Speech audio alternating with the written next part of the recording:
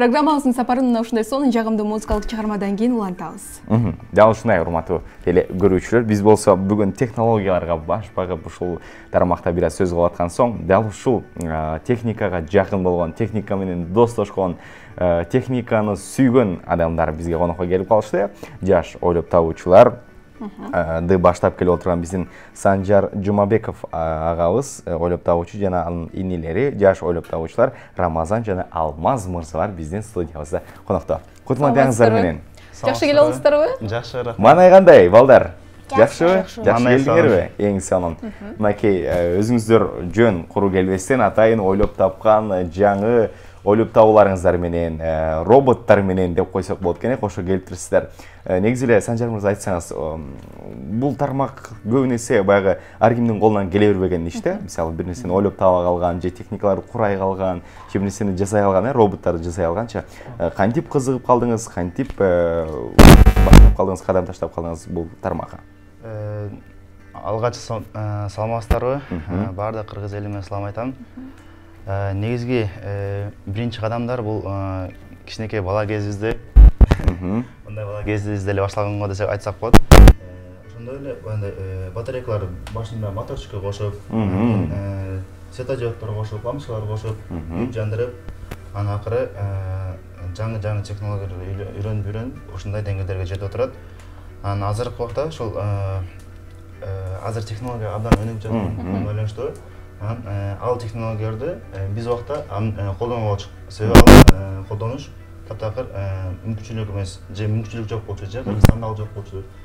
Ал эми чет мамлекетке окуп келдик, чет мамлекеттен документин көрүп, ал жактан үйрөнгөн нерселерибизди азыр бул жакта кичинекей балдарга үйрөтүп жаткан убагыбыз. Жакшы. Мынакей столдун үстүндө турган сиздердин эмгегиңиздер, мынакей Рамзандын дагы эмгеги барбы бул жакта? Албетте. Рамазан, эмне жасап келдиңиз? Робот. Робот. Өзүңүз жасадыңыз? Ооба. Кантип жасадың? Ким жардам берди? Ким жардам берди? Кантип жасадың?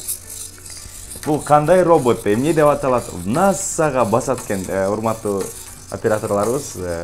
Рамазандын эмгегин жакындан алып берип коюңуздар өтүнөбүз. Мынакей дал ушундай кичинекей робот өзү басат. Рамазан, уялбай бери.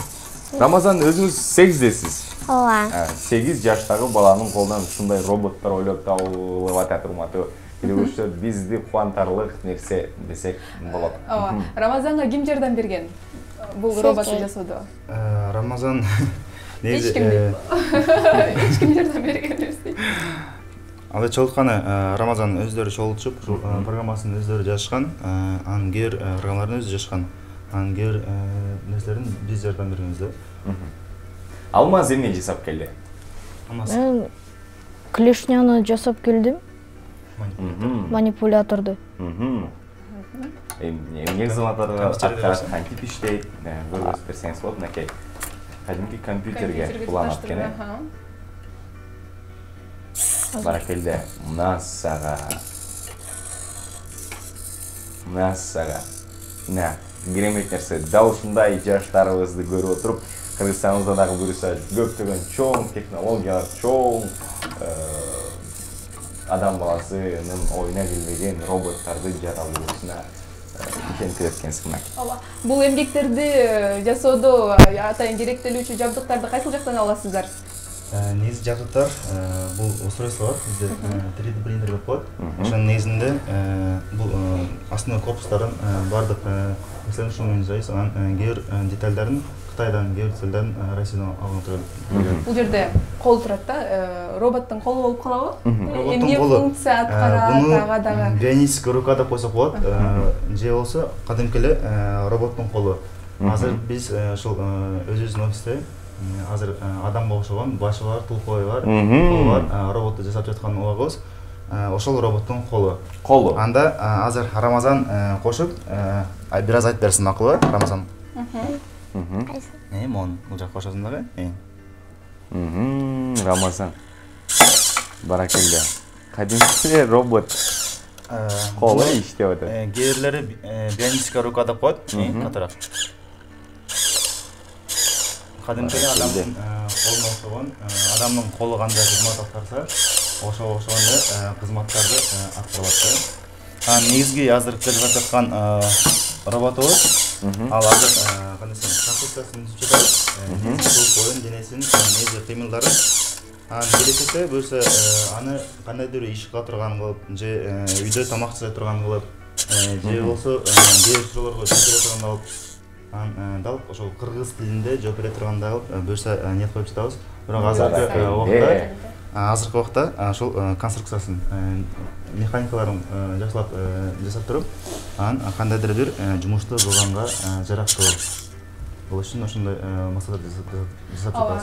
Буюрса Рамазан чоң ойгондо үй оокаттарын апакесине жардам болот экен да, баардыгын тең роботтор аткарып калат экен. Буюрса мынакей Рамазанга Алмазга окшогон балдарды жаштайынан ушундай ойлоп табууларга үйрөтүп атат экенсиздер. Анан ушул сиздердин курс боюнча деп айтсак болобу, же мектеп деп койсок болобу, Рамазан менен Алмазга окшогон дагы канча жаштар бар, аларга ким сабак берет, кандай үйрөтүүлөр, кандай жүргүзүлөт ушул жөнүндө?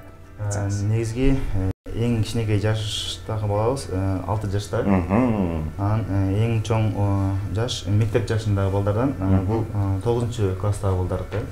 Негизинен ошол 6-класстан баштап 9-класстагы балдар келип башташат. Жакшы. Мынакей өзүңүз айтып атпайсызбы, чет өлкөдөн барып окуп келип, ошол тажрыйбабызды эми келип бул жакта үйрөнүп атабыз депчи. Сыр болбосо, маалымат катары кайсы жакта окуп келдиңиз эле, кесибиңиз эмне, эмнени окуп үйрөнүп келдиңиз эле, же атайын ушундай атайын ойлоп табуулардын, технологиянын дагы, роботторду жасоонун дагы үйрөтө турган окуу жайлар бар экен. Негизи өзүбүз Москвада окуп келгенбиз. Москвада Московский энергетический институт деп коет. Ошол жакта барып энергетика тармагына окуп келгенбиз. Негизги энергетика тармагында иштегим келди, бирок эгерде келечектеги перспективага карасак, анда ошол робототехника тармагы, именно автоматика тармагы бул келечекте өтө перспективдүү деп эсептелет да.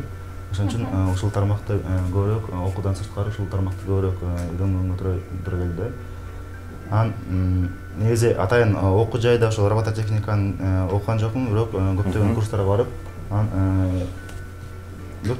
барып, ошол робототехникага байланыштуу нерселер менен өзүмдүн убактымдын 75-80%-ын ошого кетирип жүрдүк да. Кызыгыз, сиздерде балдар кандай тандалат? Алардын дагы шыгы болуш керекпи? Өзгөчө бир идеясы? Негизги шыгы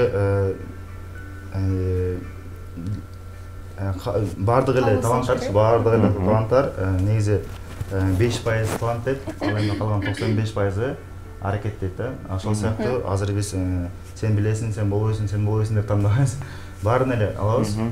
Анан кружоктон уже баардыгын үйрөнүп кетебиз да. Эчтекени билүүсү дагы уже кандайсың, кээ бир баланын шыгы бардыр. Биз аны билбей турбуз да.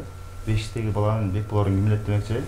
Анан ким экенин азырынча билбейбиз да. Ошон үчүн азыр жаштайынан үйрөтүп турган болсок, анда келечекте бул тармакты өтө өнүктүрө турган мырзалардан болуп чыгышат. Жаш конокторубузга сурайлычы. Рамазан, келечекте ким болосуң сен? Мен жакшы адам болом. Жакшы адам болосуң. Кандай сонун жооп? Сонун жооп болду. Баракелде. Алмаз, сиз ким болосуз? Мен билбейм.